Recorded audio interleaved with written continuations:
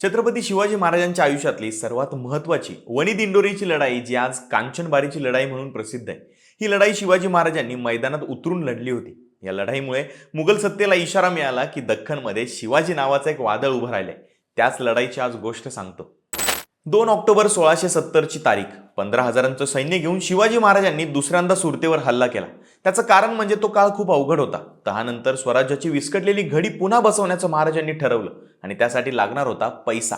म्हणून महाराजांनी पुन्हा सुरतेवरती स्वारी केली. 5 ऑक्टोबरला सगळी लूट घेऊन शिवाजी महाराज आपल्या सैन्यासोबत परतीच्या प्रवासाला निघाले. सुरतेवरून महाराजांना गाठायचा होता साल्हेरचा किल्ला आणि त्यासाठी त्यांनी धरली पेठ बागलांची वाट. साल्हेर, मुल्हेर, सटाणा, वणी, नाशिक, सिन्नर, जुन्नर, खेड मार्गे राजगड असा हा सगळा परतीचा मार्ग होता. या भागात सातमाळाची डोंगर रांग येते. शिवाय अनेक मोठे किल्ले सुद्धा इथे आहेत. म्हणून आडमार्गाने कोणालाही पत्ता न लागू देता जायचं महाराजांनी ठरवलं होतं. हा बराचसा भाग त्यावेळी मुघलांचा होता. शहाजादा मुअज्जम त्यावेळी औरंगजेबाचा दक्षिणेचा सुभेदार होता.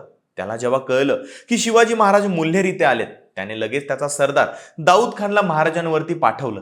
मुघल आपल्यावर चालून येत आहेत हे समजताच महाराजांनी हुशारीने दक्षिणेकडे जायला सुरुवात केली. पण मध्ये होती सातमाळाची डोंगर रांग. ते डोंगर रांग ओलांडूनच जावं लागणार होतं. त्यामुळे कांचन मांचनच्या घाटाची निवड झाली. दाऊद खानला हे कळताच त्याने महाराजांना कांचनबारीच्या खिंडीमध्ये रोखण्यासाठी तयारी केली. लढाई अटळ होती. पण यावेळी मोठा प्रश्न हा होता की लुटीचा एवढा मोठा ऐवज घेऊन लढणं शक्यच नव्हतं.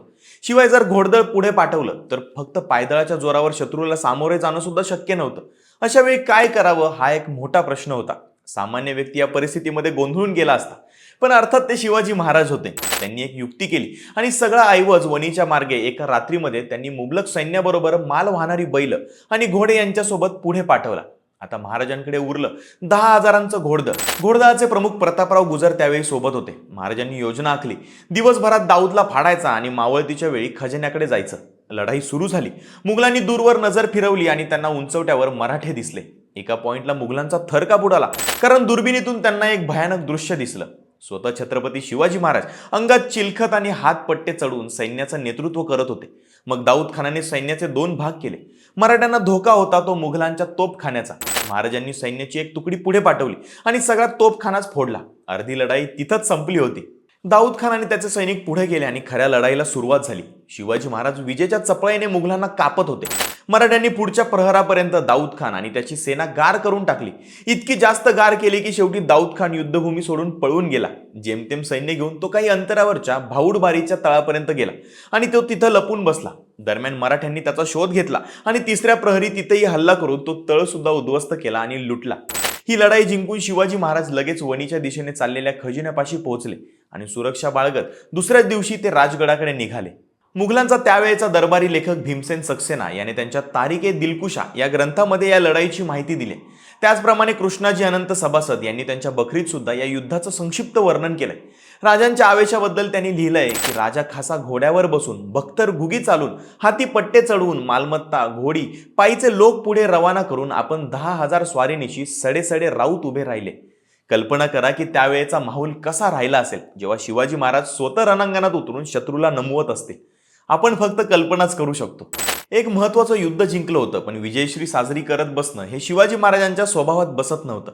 ज्या प्रकारे प्रतापगडच्या युद्धानंतर महाराजांनी आदिलशाहीच्या मुलखात विजापूरच्या सीमेपर्यंत चढाई केली होती, तशीच वणी दिंडोरीच्या म्हणजेच या कांचनबारीच्या लढाईनंतर सुद्धा अजिबात वेळ न घालवता राजांनी मुघलांच्या या भागातले त्र्यंबकगडासह सातमाळ्यातले सगळे किल्ले स्वराज्यात घेतले.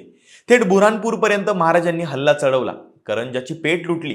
वणी दिंडोरीच्या लढाईमुळे दख्खनमध्ये मोठा गोंधळ झाला. मुघलांमध्ये दहशतीचं वातावरण निर्माण झालं. तिकडे दिल्लीमध्ये औरंगजेबाला जाणीव झाली की मराठ्यांना थांबवणं आता हाताबाहेर जातंय. आज कांचनबारीची लढाई फारशी चर्चेत नसली तरी ती शिवाजी महाराजांच्या राजकारणातल्या आणि युद्धनीतीतल्या प्रगल्भतेचं उत्कृष्ट उदाहरण आहे. ही लढाई आपल्याला हे शिकवते की खऱ्या अर्थाने विजय मिळवण्यासाठी फक्त तलवारीपेक्षा मेंदू कसा जास्त धारदार असायला पाहिजे. शिवाजी महाराजांनी कांचनबारीतून हेच सिद्ध केलं की स्वराज्याची प्रत्येक लढाई फक्त रणांगणावर नाही तर बुद्धी, संयम आणि अचूक नियोजनावर जिंकली गेली होती. कशी वाटली तुम्हाला ही कांचनबारीची गोष्ट कमेंट करून नक्की सांगा आणि अशाच ऐतिहासिक गोष्टींसाठी लगावबत्ती या YouTube चॅनलला सबस्क्राईब करायला विसरू नका.